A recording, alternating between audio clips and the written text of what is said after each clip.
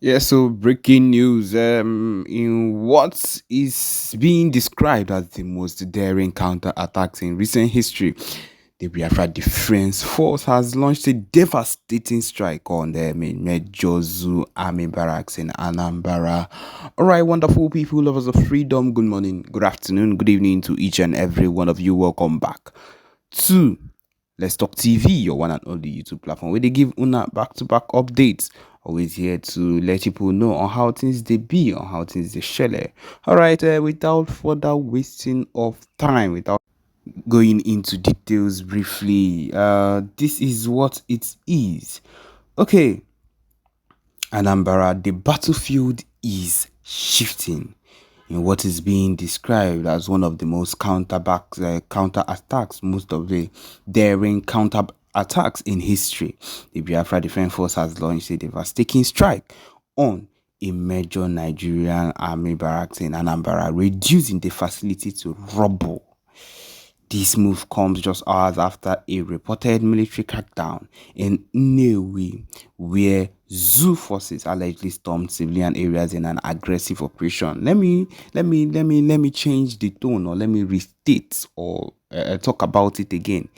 In where they had where zoo forces allegedly stormed Biafra areas in an aggressive operation to eliminate Biafra civilians. My people, that is what happened.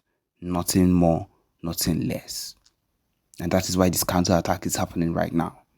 All right, today full-time news. Eyewitnesses in Anambra reported hearing heavy explosions last night, followed by intense gunfire near the military base.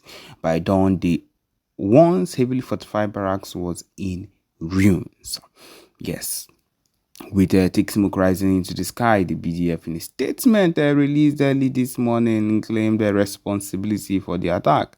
Of course, calling it a direct response to the unprovoked aggression of the Zoo army in Nnewi. Enough is enough.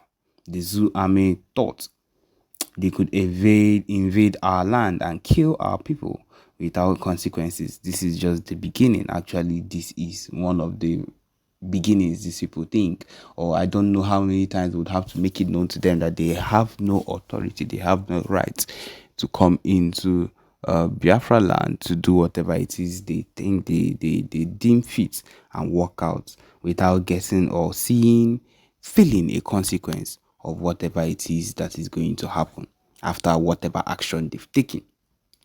According to initial reports, several military vehicles were destroyed, of course, they razed down. The unknown number of zoo soldiers were seriously wounded. This attack has sent shockwaves across the country, with security forces scrambling to assess the full extent of damage. My people, they would never want to accept fully that this was a full-time takedown. I believe one way or another, it is something that they would want to hide or not want to let everybody know, because of course this weakens their defenses. Okay, the BDS retaliatory strike follows a brutal military operation that took place in Nnewi. Now they are talking about what actually happened that led to this attack. Where sources say zoo forces are carried out mass arrests and burnt homes and clashed with pro-Biafra supporters. Of course, they call anybody pro-Biafra supporter. So far as you are Igbo, they would say anything. Witnesses claim soldiers moved to house, searching for individuals suspected of having ties with the separatist movement. A local resident speaking anonymously described the horror. They said they came in at night and they made a whole lot of noise. Many people ran, of course, to the bushes. Though the zoo military has yet to release an official statement, as it is always with them, sources suggest the operation in Nnewi was part of an intensified effort to crush Biafra's growing resistance. However, this latest counterattack by the BDF signals that the fight is far from over. One thing I would always want to say whenever they try to talk about crushing Biafra's growing resistance is this one thing: you can kill people, but you can't kill a mindset. You can kill an idea. You think you have killed a particular set of people. You think that you have demolished or you have marched down on some set of people because of they are the ones carrying the idea at some particular point. But there will always be people that have also grown to want that kind of idea and that are aiming for those kind of things. And so you cannot stop them without it, and I am not going to support it. And that is what he has done. And that is what he has decided to conclude on his own.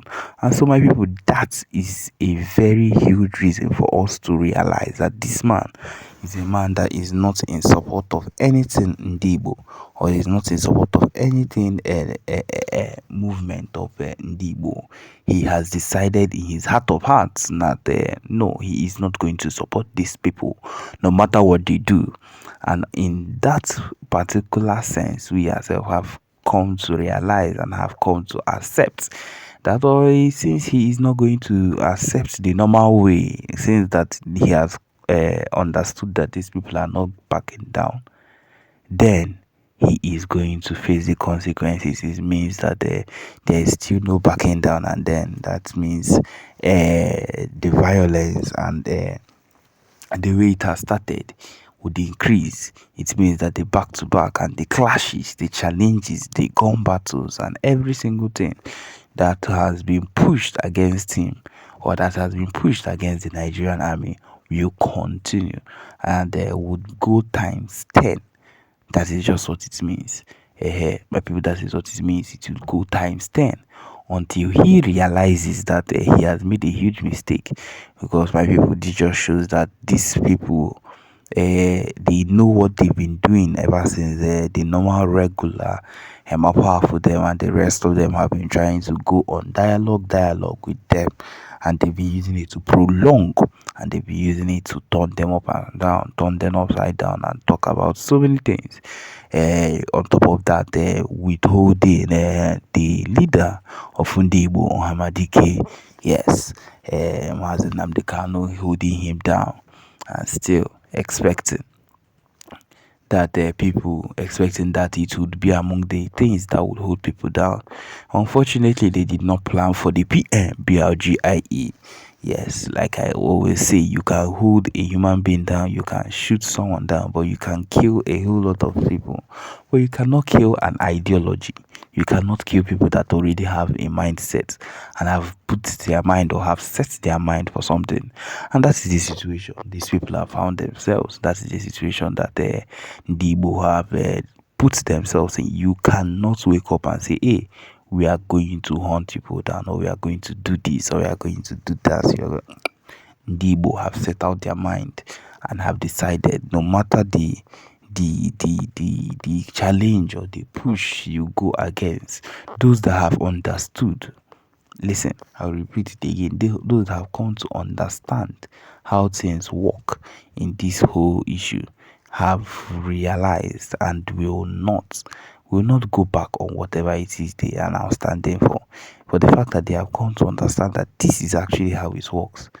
Nothing, I repeat, nothing they will say or they will even try to talk about is going to work out, because this set of people have decided that nothing, come rain, come shine, there is nothing you will be able to do against them that they don't know already.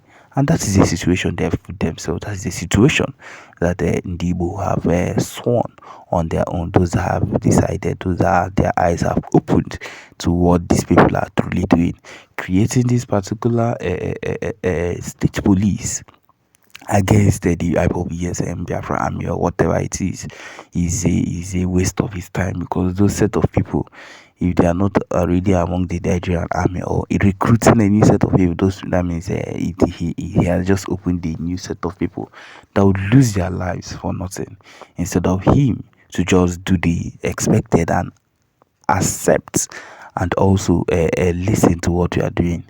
Recently, we just see two things. I will say it again: release the leader that has already been acquitted of all charges, number one, and then give us what we want. We are already setting up things on our own. We are not asking for help with that. That concerns us alone. do that, and then we will not have a problem with anything you are saying. But this particular person has decided, no, nothing you say is going to make sense. Nothing you are saying at this particular point is going to make sense. And then that is the issue we are having at this point. That is the main issue we have had up till now. And so, my people, this is it. This is we can only hope that things will get better for us, and that at some point they will come to their realization that there is no backing down, and that they will always come to their knees. In fact, they will surely come to their knees if they've not realized that fact. Okay, my people, this is where we come to the end of this particular broadcast. Thank you for joining us. Remember to subscribe and turn on your notifications too. Thank you.